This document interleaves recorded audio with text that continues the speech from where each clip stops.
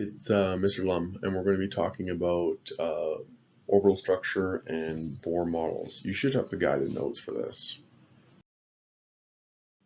Again, in Science 10, we're only going to be talking about the first 20 elements, which makes things a little bit easier to understand. Yeah.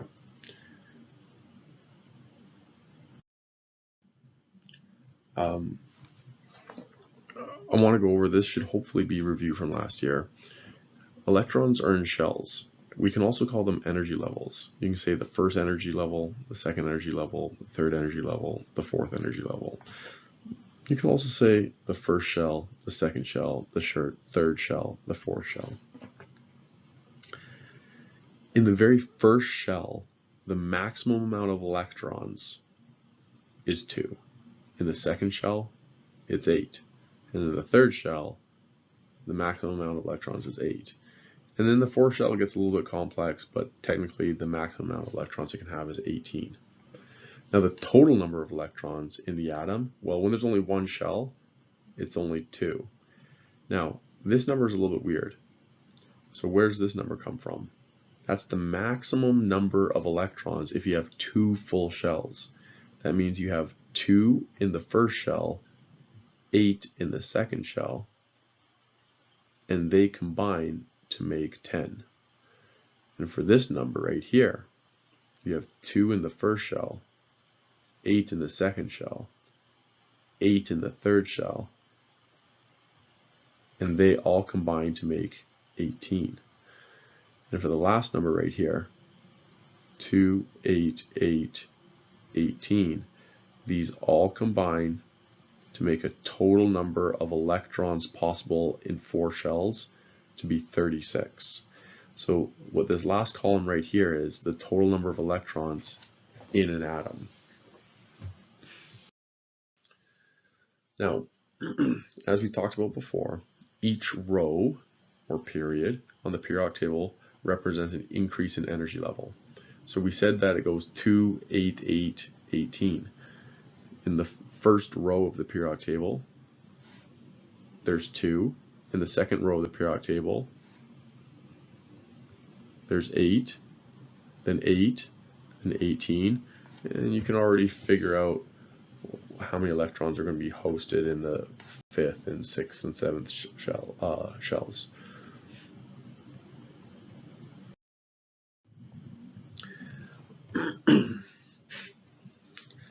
Now, there's 2 types of electrons. As electrons are added to an atom, they fill the available orbits. Now, there's paired electrons, where you have 2 electrons that orbit in the same path, but with what we call different spins. And then we have unpaired electrons, and those are lone electrons. So we haven't talked about what is a Lewis structure yet, but this is oxygen. And oxygen, if you look on the periodic table, has 8 electrons. So this is a correct picture right here, but I'm going to draw a different picture of oxygen that you might be more familiar with. So here's oxygen. Oxygen has 8 electrons. That means it has 2 electrons in the first shell. Okay? And in the second shell, it has 6 electrons to have a total of 8. So when we fill them up, we kind of go north, east, south, west, north, east. Now, here, these are what we call paired electrons. So this is a paired electron. And these things right here are called lone electrons or unpaired. This is another unpaired electron. Those are unpaired electrons. Now, later on we'll talk about like what are unpaired electrons and how they're different from paired electrons, but essentially unpaired electrons is the reason why oxygen can react. If you look at noble gases, they have no unpaired electrons, but we'll talk more about that later.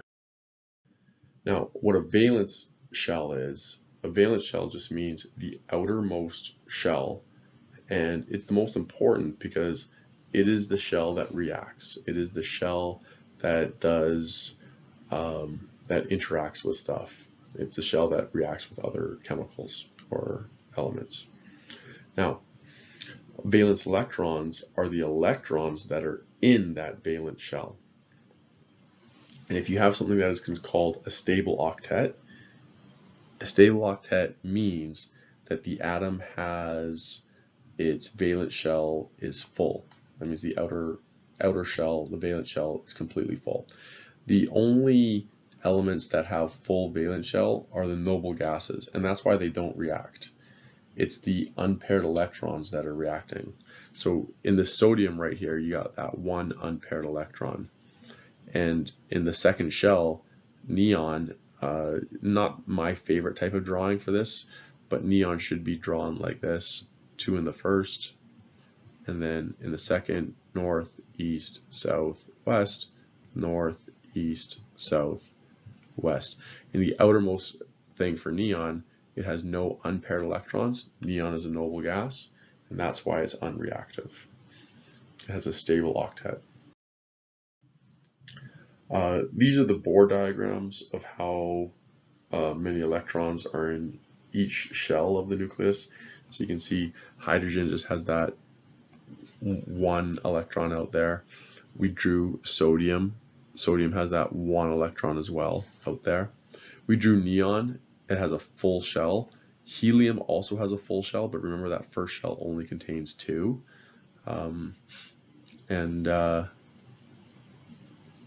Here's argon as well. Argon has that full shell. And you see these patterns in the table. Fluorine and chlorine have almost full shells. They're just missing, that one electron. Okay. Oxygen and sulfur are just missing 2 electrons. Okay. Nitrogen and phosphorus are missing 3, and that's why they're in the same families on the periodic table. And all of these alkali metals just have 1 on the outside, and these alkaline earth metals have 2 on the outside, and that's it. So a Bohr diagram of ions, and this is when an atom will gain or lose electrons to form ions. Atoms do this to get a full valence shell. So we're going to draw a Bohr diagram of oxygen and then a Bohr diagram of an oxygen ion. So here's oxygen, 2 in the first shell, 6 in the second, 1, north, east, south, west, north, east, like that. Now, what happens when oxygen becomes an ion? In other words, it gains 2 electrons. When it gains 2 electrons, that means 1 electron is going to go there and 1 electron is going to go there. So it gains 2 electrons. So in that first shell, it still has 2. That second shell, it still has the original 6. North, east, south, west, north, east, and now it gained 2 electrons. Now it has that full octet, and that is why oxygen ion